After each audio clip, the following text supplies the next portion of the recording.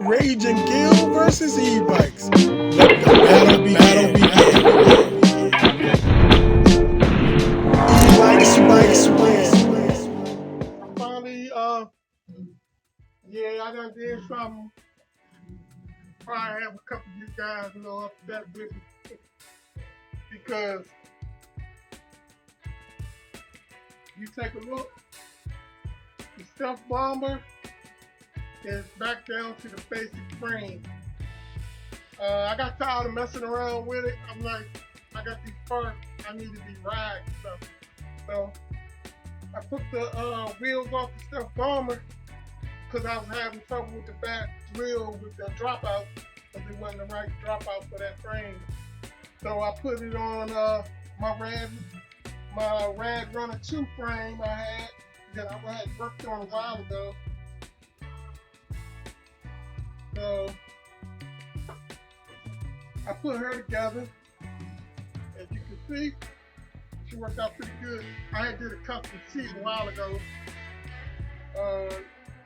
This was an optional seat for my Emoco C91, C91 or C93? C91.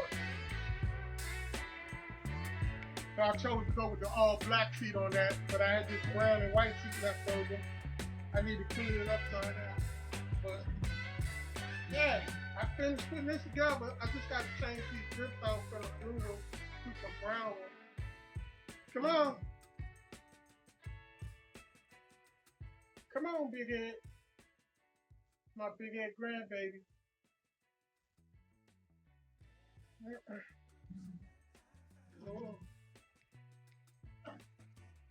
Put the feet from.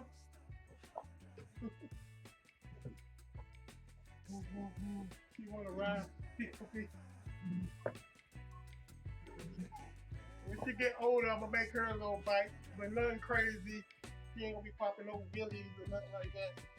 But she love her to pop off. As you can see, she like pushing buttons.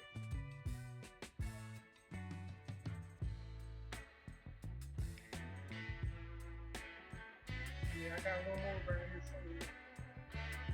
I had to get away from them because they love my bike. They want to try to work on them. As you can see, the people are working on my bike. Stop pushing that button and cut your phone.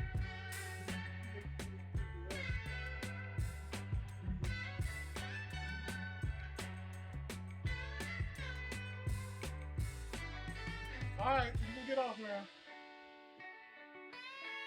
Get down. Come on, Brian. Be happy. Okay, hold on. Say, hey everybody, we doing a video. Hey everybody, we doing a video. Boom, boom. Breaking like doing videos. Cheese. Say, who's that? Bryce. Who's that right there? Is that Papa with you? Papa. Papa. Alright, y'all can get down now. I'm about to put it up.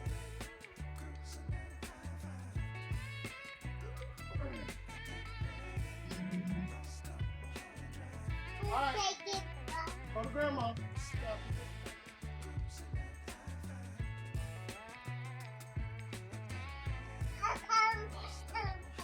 Yeah, so I took this bike. This bike originally started off as the Horror Luna 2, which these are some extra parts I had. This is the Rad Runner. I mean, if you ever had a Rad Runner, you'll recognize these handlebars. Center console. This is a custom seat I made. Then I got a Emoco battery. Then I got the Horror Luna 2 dual motors on here. All the lights work, horn work, everything work. She good to go. Only issue I found that I had was the brakes. I still got bleed the back brake, but one of the brake shutoffs is not there. So I might end up upgrading the brakes eventually. And I don't like this metal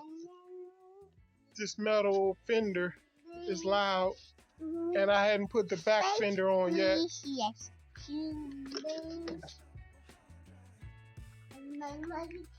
My bad grandbabies over today, but yeah, I'm trying to put my bike up so they won't mess with it and they fall on them. So, all right, that's gonna be it for now. That's a Rad Runner. The Stealth Bomber is on the back burner, but this one ready to go. I gotta get bikes ready to run. Start having them sitting around. So this one's off the checked off the list. Peace out. Okay, it's gonna be another Oldman E-bike Rider Rant of the day. Okay, I'm gonna give you a little backstory here. So as a kid, growing up in the 90s and stuff like that, me and my friends, we used to ride bikes everywhere and stuff. And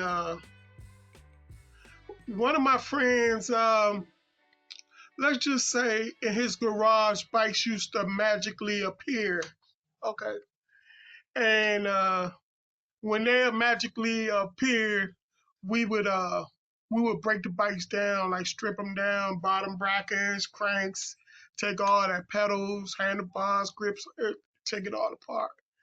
And when you got more than one bike, you would just mismatch the parts, like, oh man, let me get those handlebars, let me get those pedals and stuff. All to say that as a kid, I know how to work on bikes. I knew how to break bikes down from being a kid, with that going on and everything. And we used to ride bikes, man, all over the place. You talking about northeast, northwest, Maryland, from DC to Maryland, parts of Virginia. I mean, we just be a group of us riding bikes, kind of like the way the kids are today, but with regular bikes, we would be all over the place. But so that's just a background of me with bikes and stuff. But as I got older, gained a lot of weight, started a family, all that stuff, didn't ride a bike as much. Then I noticed that they had the fat tire bikes, I was like, you know what? I need to get back into riding bikes, because, being big and everything and wanting to lose weight. And plus, I had got into the gym, like, seriously, like, I mean, if you go back and look at some of the pictures of me, I was swole up and everything. I was still big, though, but I just had bulky muscles and stuff. So I tried to get into riding bikes. And one year, that's when I started noticing they had the e-bike kits and stuff, the DIY kits. And I told my daughter one year, I was like, yeah. She's like, Dad, what you want for your birthday? And I was like, yeah, that's what I want for my birthday. And she bought it for me, but surprise, she bought me a little kit. Man, I had a mongoose. I think it was Brutus, mongoose Brutus. I threw that kit on there. Only thing it was, the kid. I mean, it was my fault because I told her what kid to get. Uh, it was a kit that's display. It didn't have the display where you had the different pedal assist and all that stuff. It was like one of those display where you get 1, 2, 3, or you have it where it was full speed. Man, I don't know what it was with those kids back there. It was one of those Volamart kits. Man, that thing had me doing like 35 or something miles per hour. That was back then. And it was fast. But so I had got it. And, you know, the main reason why I wanted to get it was because commuting back and forth to work in the DMV area, man, traffic is man, you be stuck in the traffic. Like if you don't have no traffic at all, it might take you 15 minutes to get to work, 20 minutes. With traffic, it could take you an hour or longer, a 15-minute trip and stuff like that, or a 20-minute trip. So me being getting tired of that and stuff like that, and wanting to get back into exercise, I say, you know what? I'm gonna try to commute. One day I had built my bike and everything, and one day I said, you know what? I'm gonna ride this joker to work and just see how it is. I said I'm gonna leave extra early, commute to work, see how I do, how I feel about it and stuff. Man, I did it. It was a breeze.